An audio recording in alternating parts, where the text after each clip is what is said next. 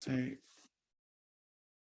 so hi Andrew, and welcome today to our talk around equality and diversity. So this is the first talk of 7 that we're doing as a kind of topics around equality and diversity in the music and entertainment industry. So thank you so much for coming along. Do you want to tell the viewers a little bit about yourself and what you do? Yeah, no problem. Thank you for having me. My name is Andrew Ogun. I'm a multidisciplinary artist, predominantly musician, but also a poet, an essayist, a creative director as well. And I'm also an activist. So I kind of led a campaign and a campaign group off the back of the resurgence of BLM in my local area in Wales, Newport. So we were called BLM Gwent, that's the name of the area I'm in. And I'm currently now the agent for change at the Arts Council of Wales as well. That's brilliant, well done. And kind of what kind of barriers did you find you've had to kind of overcome to get to where you are now? And the kind of barriers that you found that you faced at the time and what you've kind of done to overcome those barriers? I don't know, it depends, how far back we want to go. I think obviously being a young Black male has intrinsic innate barriers in the current society that we're living in, whether that be, police harassment, I've been stopped and searched, whether that be, in my whole kind of relationship with education and how that was and how, being kicked out of class for minor things, always being painted to be a villain, all of these kind of things that you start to accept as part of, the territory that comes with being a young Black man, to, larger stuff, really concentrated instances of racism. One particular instance for me that always sticks in my mind was when I had to undergo an antisocial behavioral course. I was 14 years old when I was out with a few of my friends, some older, some of them were over 18, so they were drinking. There was a couple of us who were under 18, we weren't drinking at all, we were all just out on the street. I'd say it's probably about 10 p.m, like one summer night. Yeah. And then not the police, I can't remember what they're called, like, those people that come in the community, almost like community cohesion officers, PCSOs, came and kind of dispersed us all, why are you here, out on the street, whatever, no issue, everyone went home. 2 days later, I was the only Black person there, by the way. 2 days later, I received a letter that I had to undertake an antisocial behavioral course. I was like, well, that's weird, like for what? I rang one of my friends, yo, bro, you got this letter? Nah, I don't know anything about that. Rang the next one, got this letter? Nah. By the time I rang the third one and he said, no, I knew that I was the only one that got that letter and I was the only Black person there. Wow. And I was doing absolutely nothing wrong except for just being out and being young and being Black. So, I think those kind of instances, I think anyone Black will be able to have, multiple stories about situations like that. Yeah. In terms of overcoming barriers, I think I was lucky. I grew up with a mother who was very kind of stern and considered in the way she raised me, to have the social awareness and the social kind of wherewithal to understand my place in the world, understand how I'm going to have to move to navigate the system. And she instilled a strong sense of identity and a sense of just who you are. This is what it comes with. You have to accept that and work with what you have. And I think I carried that philosophy throughout my whole life, which has enabled me to kind of just move and push through whatever barriers I've faced. So I think that plays probably the largest role.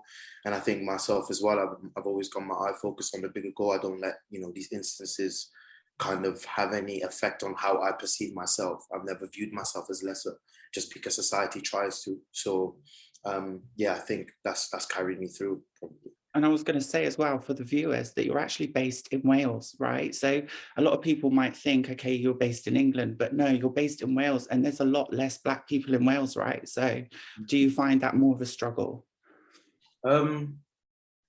It's weird, there's less of us, but because there's less of us, we're also quite connected in a way. So I guess that helps, that it does feel like there's like a community element, because for the most part we all kind of know each other, around your particular age group or family, friends. There is that kind of relationship, so I guess that helps. But sometimes I'll go to places, I lived in London, I go to places like London and I still feel like, wow, to be in a place that has such a strong Black community would be great. But I think we make it work with what we have here in Wales, and I think our issues manifest themselves slightly differently. I think in England, instances of racism can be a bit more overt, a bit more obvious and in your face, whereas in Wales is kind of under the radar, more insidious, more systemic. So I think that's some of the differences. But you just get used to it, man. It's all I've ever known. I've grown up here, so yeah. Which is a bit of a shame, actually. And like you said, if it wasn't for your mum, she's kind of distilled that in you. So have you always been brought up kind of thinking that,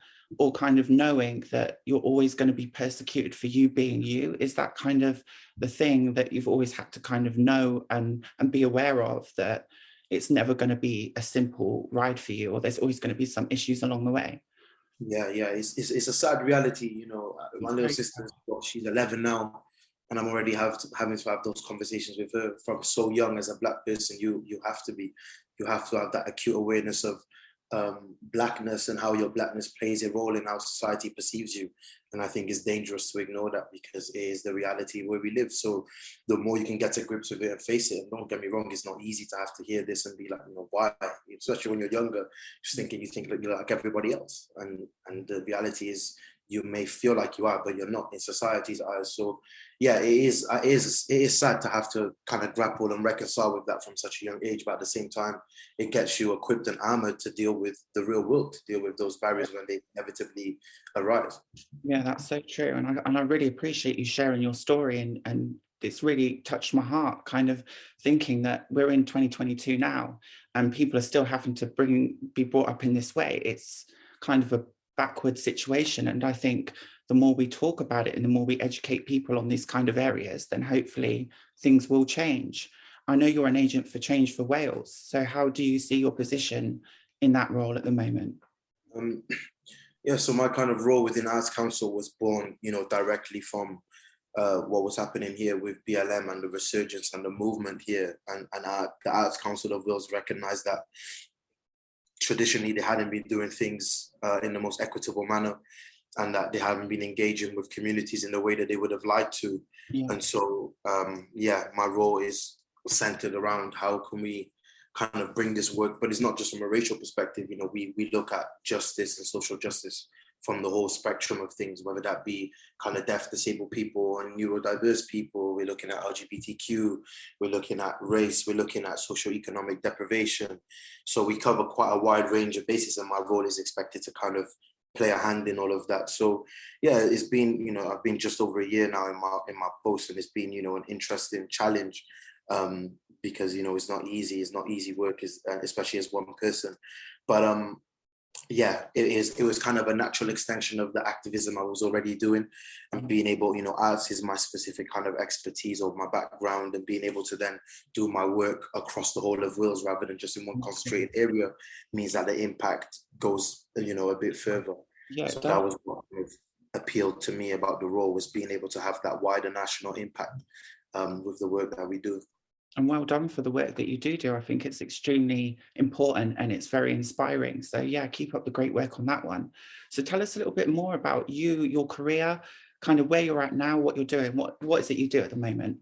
Yeah, so as I said, I'm predominantly a musician by trade, but I actually started out writing poetry. So, you know, I spent a lot of years writing poetry, not really knowing what it was, but, you know, looking back, that's what it was. And kind of, I think that's where my love and my kind of skill with words came about, probably was from that kind of young age. And then kind of the first creative thing I ever did was actually launch a clothing brand. I always wanted to make music, but I didn't actually know what the pathway was. Wow. I couldn't really see how I could make it happen. But we had like a older person in the community, name was Rico, who had done a good job of, like, I don't know, just in a way showing people an alternative lifestyle. You know, we're from a place where there's not a lot of money, there's not always a lot of opportunity. A lot of my friends went down a different direction. Mm-hmm. And it was very easy to veer off in that path, but seeing people like Rico and, you know, a couple other people around who were just doing something different, but still in a way that was like cool and respected and everybody knew what they were doing, was quite inspiring at that time. So I went to him and I was like, look, this is my idea. Like, I want to get into my creativity. Music really is my first avenue, but I was quite fond of fashion and clothing. So I had this whole concept, and I was like, let's just run with it. So he kind of gave me a few tips. And me and my friend who was my business partner at the time, we just went straight for it. So we did that for a couple of years, got a lot of like local buzz. We did okay as well financially, locally. But then obviously I went to uni, and when I went to uni, it kind of went, and he kind of lost the love for clothing, wanted to go in a different direction. So we put that on pause. And then it was whilst I was in that 2 years that we were making the clothes, me and him also started. We were in like a group, me, him, and a producer, we released our first EP. Again, did quite well locally, but our producer wanted to go more into electronic music, whereas we wanted to keep it rap, hip hop. So again, that kind of, we all went our separate ways. And then when I was in Birmingham then for first year uni is when I started working on my debut solo tape, released that in 2018. And then, I lived in Berlin for a year. I went to Germany. I did a year abroad. I got fed up with the UK. And kind of being in between Berlin, I was coming back to London. I was in Paris for quite a bit, was like the inspiration for my next EP, which was Flight Mode. So I put that into my next EP, but obviously COVID, there was a lot of delays. It was supposed to come out, I think, in 2019 originally. Then it got pushed to 2020. Before we knew it, it came out, January this year, I think, or January last year.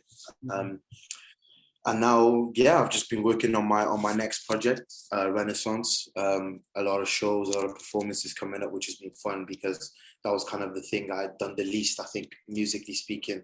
I'm kind of, skilled in the whole recording process, videos, creative direction. But now to get a few like kind of mid-profile performances under my belt has done really well to kind of feed that kind of desire I have to be on stage and, start tweaking things and thinking about what all of that looks like. So I guess in terms of musically, that's where I am now. But, in between all this, obviously I've had my job, the activism, I did my degree, I lived in London, I did my master's. So all in all, I've always been kind of doing multiple things, really. Yeah, it sounds like that. And that's something that I was trying to teach a lot of artists as well. I think it's about diversifying your income streams and what you do as an artist, because if you're staying in that one box, it's really hard to try and make an income or a living off of that. And I think that's something that a lot of artists could pick up from listening to this, and a lot of music professionals, because I think the music industry is a very competitive environment, and it is a very kind of come go environment as well. Like it's about making an impact, and it's about representing something. So what would you say you represent as an artist? What is it you represent, and what's your stories about? What do they tell, what the story's about? To take the second question first, I think before, my music or my writing was not really personal. Again, because of the kind of world I straddle between poetry and music, so I felt like I was able to be more personal in my poetry in a weird way. And anytime I wanted to be personal, that would always be the avenue I ran to before music. But I don't know, somewhere along the line, it kind of switched, and I realized that music can also be a powerful tool and avenue for to tackle those things, for that level of realness. And I kind of don't know what I was shying away from. So I think with my new EPs, the most personal I've kind of ever written, the most you'll learn about me as an individual in any of my bodies of work. Before, it's kind of like, it's good music, but I kept my audience at arm's distance, probably purposely, because I didn't want people to be so into my world. Whereas now I'm like, whatever, I'm going to bring them in, and whatever they see or whatever they feel from that, that's on them. The most I can do is just put my real self in this music. So I think that's how kind of it shifted over the years. And in terms of what I represent as an artist, I represent myself. I represent my reality. I represent the experiences that got me here. I represent the experiences I see from the people around me in the world that we grew up in. And I think I represent, for me, it's about being a true artist, and whatever that means. That's why I resist like the commodification of music, the commodification of identity, the way people want you to kind of sell yourself in a way that's not actually positive. I resist that, because I believe in true artistry. I never got into being an artist for any financial gain, and I try, even though I know in this current world it's hard, and that you have to have a business element to what you do. I view myself as an artist first and foremost, before anything else, before a business, before commodity, before anything. I'm an artist. So I try and ensure that as long as I feel like I'm being real and sticking to my artistry, that I'm doing myself proud, because I don't want to sell myself out, Exactly. And I think you're authentic with it as well. And like you said, that's the thing that connects you with the audience, isn't it? Is that authenticity and your story and your journey. So yeah, definitely. Who's your inspirations? Who do you find are big inspirations in your kind of music that you create now? I think in real life sense, probably my mother family is a big inspiration for me. I'm a very family oriented person, so I think I get a lot of my strength and my kind of authenticity from that. In terms of actual artists, I think Kanye is a big one. I respect, you know, I know he's a polarizing figure. Not everybody agrees with everything he does, which is fine. But for me, again, that's a true visionary, someone that stuck to his artistry at whatever the cost, and someone who has managed to have an influence beyond just music as well, which again, as someone that straddles multiple art forms and multiple worlds, is something that appeals to me as well. You know, I like a lot of people from outside of music as well. You know, Jean-Michel Basquiat, the artist, is someone that was always been a big inspiration for me, because I don't know, I guess I see a lot of him in myself, or myself in him, and can really relate to him and his struggles. I think, yeah, Alexander McQueen, again, because of my fashion kind of experience. He's another one who I think was a real maverick and trailblazer in the fashion world, and you know, coming from such a low socioeconomic background to rise through the ranks. And again, for me, still being able to hold on to that authenticity of who he was, and kind of, he didn't change himself for the world, he adapted his world to him. Yeah. And I think that's the power of a true artist, is if you don't have to change yourself, if you make the world see what you see, rather than you forcing yourself to be what the world wants to see. And I think all my biggest inspirations are people who have one way, shape or form done that. They've revolutionized their form without compromising themselves. And for me, that's the highest form of a true artist. Yeah, I totally get that. And kind of, when we're talking about the Black Lives Matter movement, how do you find, like before Black Lives Matter movement, how did you find yourself in the industry then? How you find yourself in the industry now? Do you find it's made an impact, a positive impact? It's kind of helped with things along? What's your feelings on that? Massively. And I think most people, especially in a place like Wales, that's very small. So in terms of, we don't have industry. We don't have a music industry. We have an ad hoc group of organizations which are predominantly publicly funded, and, you know, we don't have a real full-fledged working industry. So it's very small. It's a very small pool of people that end up being tapped into for work. So I don't think anyone here in our context who was involved in Black Lives Matter in any way, shape or form can say that it hasn't had an impact positively in terms of opportunity. Yeah.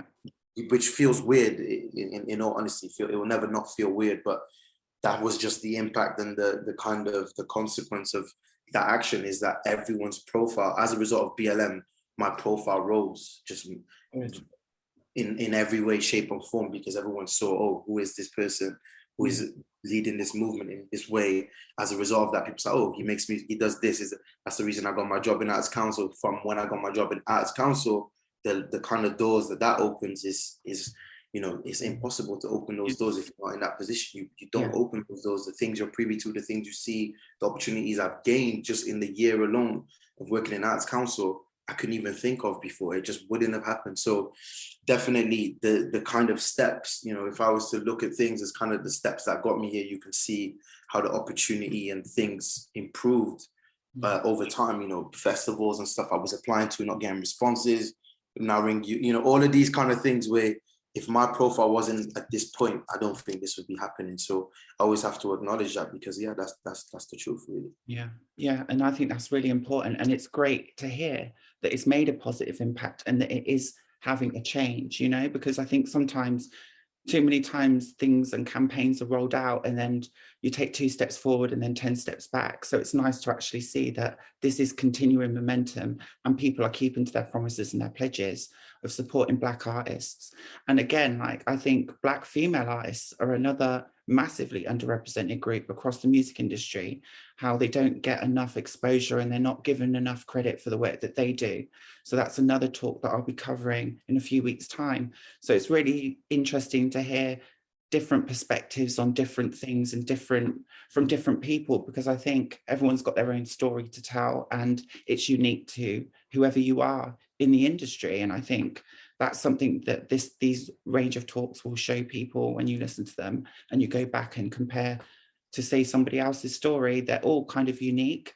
They've all got their own challenges and barriers, but also they have the same common areas of not being equal and not being fair, you know. And I think the more work that we do collectively to kind of raise the bar, raise the profile, and give other artists and other creatives an opportunity to share that platform, I think that is another positive step forward, you know. And I think the work BLM have done is absolutely fantastic. Is there anything that you've got planned in the future in Wales for the BLM movement? So at the moment, there's still, in Wales, there's been, well, at the time, 3, now more, sadly, because of the Raheem Bailey situation, kind of very specific campaigns that we were working on pertinent to here Wales, which was the Free Sianda campaign, the situation with Sianda, which is kind of, we're about to get an update soon, see what we can do with that. There was the Justice for Christopher Kapesa campaign, which was again another very harrowing experience. Just to give a bit of background, the Sianda is a young Black girl who was in Wales, and she went camping with her boyfriend, with people that they didn't know that well.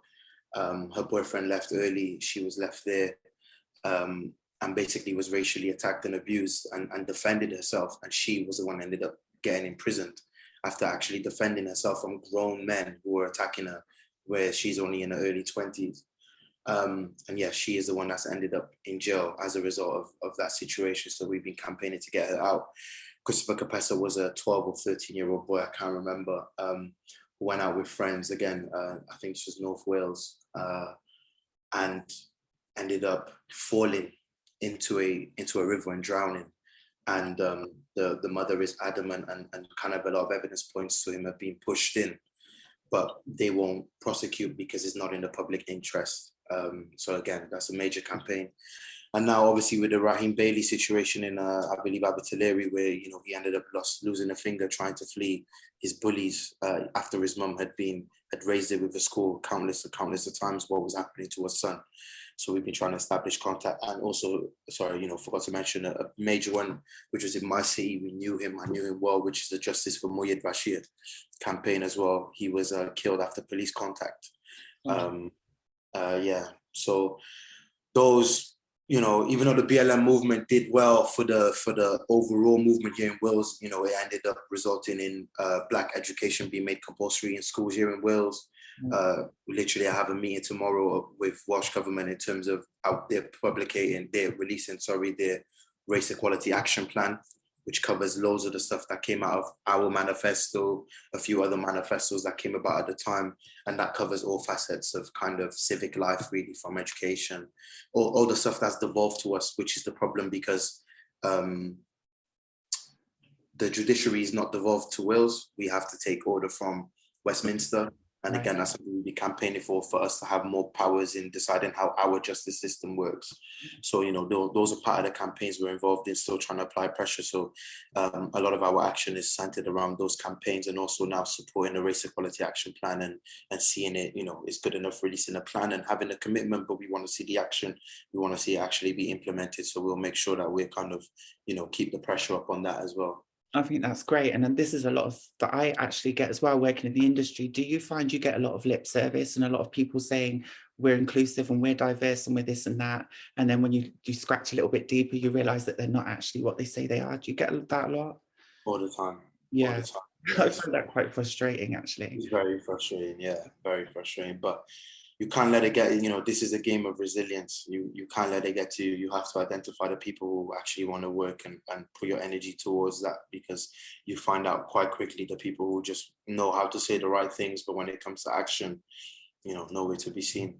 Yeah. Exactly. Yeah, I totally get that. And that's what I find very inspiring from you, is you're actually doing the action. You're actually doing it in more ways than one.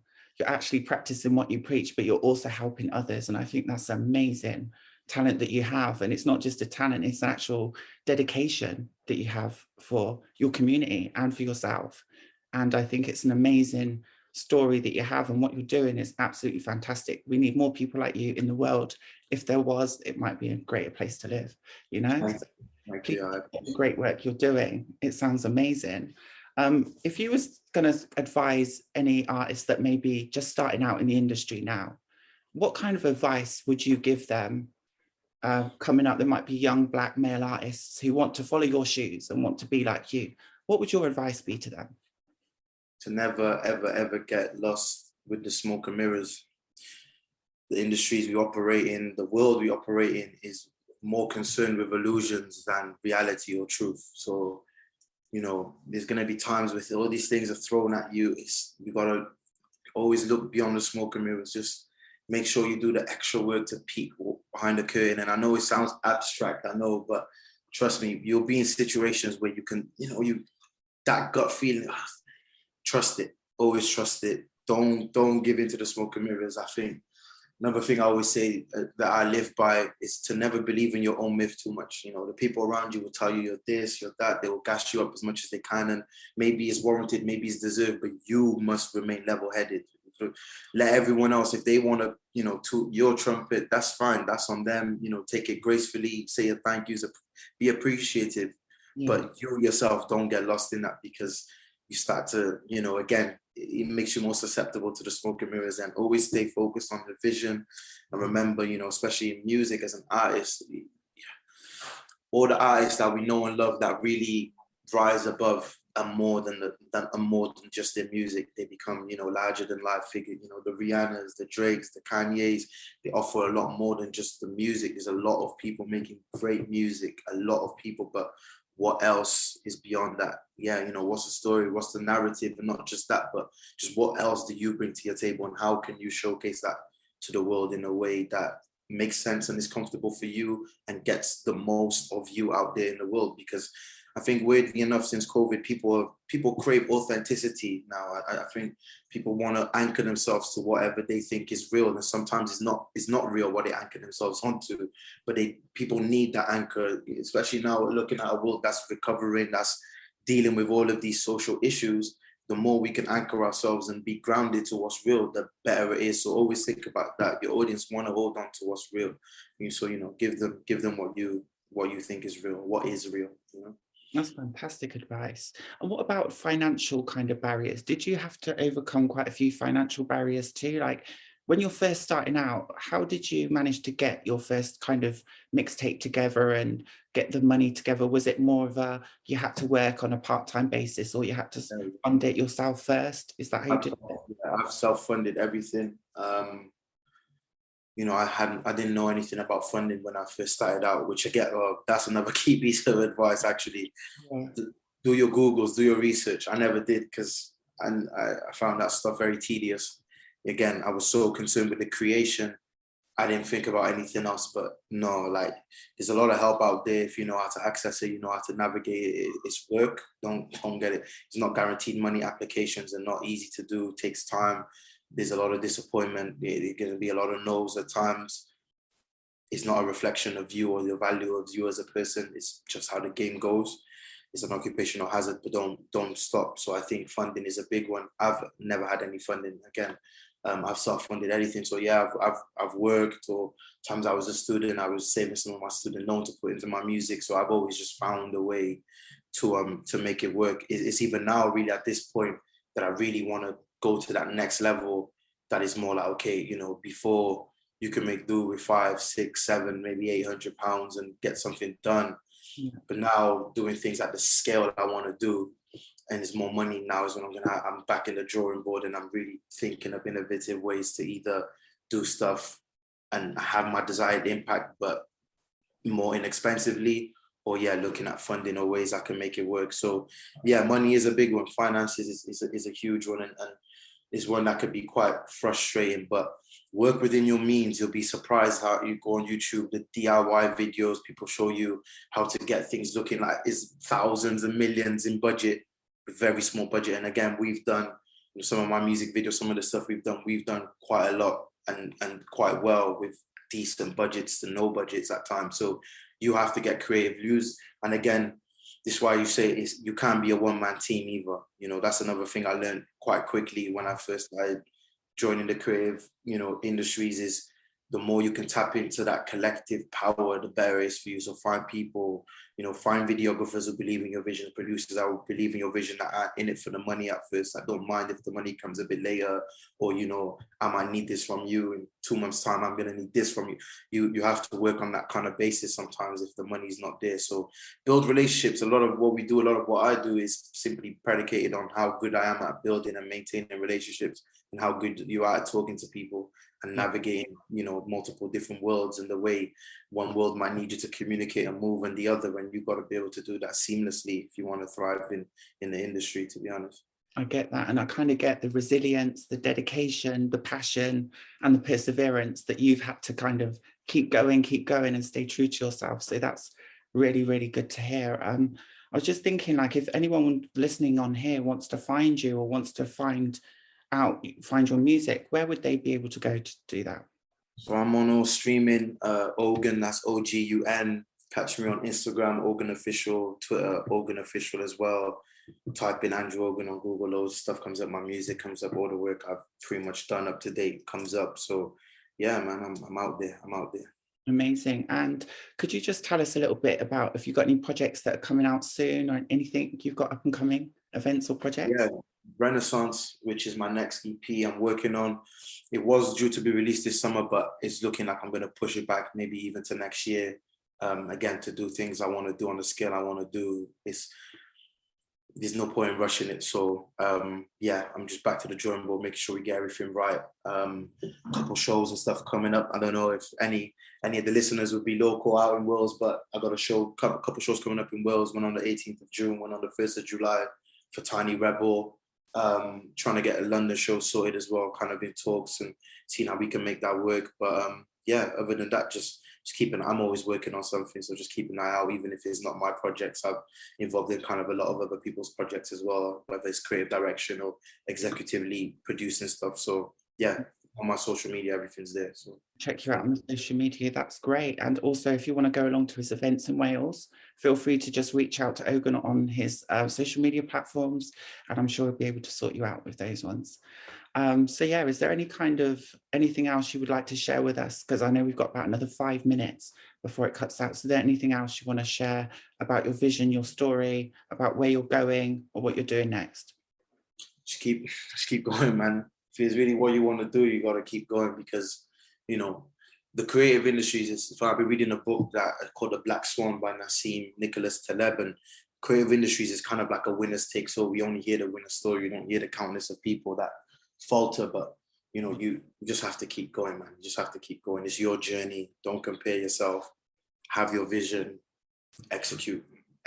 You know, that I've always been like that. This is the vision. How can we execute this? And just keep doing that. And eventually, you can't skip steps. It's so funny. Like, you try to skip steps when you first start doing creative. You want to be there already, but you don't even understand the steps this person took to get there. And you might even want to get there and you're just not ready yet. Some things, they pass you by because you're just not ready.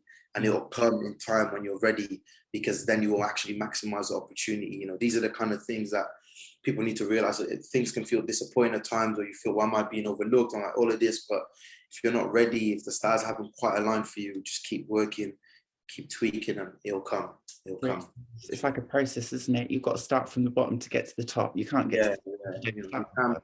People need to, you know, if we're looking at other industries, you can't be a CEO, you know, no matter how talented you are, without having certain things under your belt. And music's the same. You can't be there. And the people that do seemingly skip steps, you see, because when situation comes and comes to shove, they disappear because they're not ready. They weren't supposed to, you know, an opportunity came, maybe overnight successes, whatever we want to call them, but you see a lot of the time they don't last because they haven't got the foundation. And it's more important to have the foundation and have to wait it out a little bit for the delayed gratification than to skip all these steps, get there and be like, oh my God, you don't even know how to handle the situation then. So totally true. I've learned so much even from just talking to you. And this is what I love about speaking to other creatives. You know, I think another thing is people in the music industry, it's forever evolving, it's forever changing. And you're always learning from other people, whether it be their story, whether it be what they represent or what they're doing. And I think by just listening to others and listening to the kind of journey and the inspiration that you get from that, it's really rewarding. So I'm sure a lot of the viewers listening to this, when they get to listen to this on the podcast and on the YouTube channel, will be absolutely blown away with the advice you've given today. So thank you so much for coming along. It's been an absolute pleasure to have you, my first guest of our talks. So thank you so much. And I'm wishing you all the best for your career. And I hope it all goes to plan, and I'm sure it will. And I'm sure we'll be seeing you popping up all around the UK before you know it. Oscar's a legend, man. Make sure you listen to the rest of the episodes as well. Thank you. Thank you so much. I hope you have a great weekend as well, bank holiday. I hope you enjoyed it. Take care.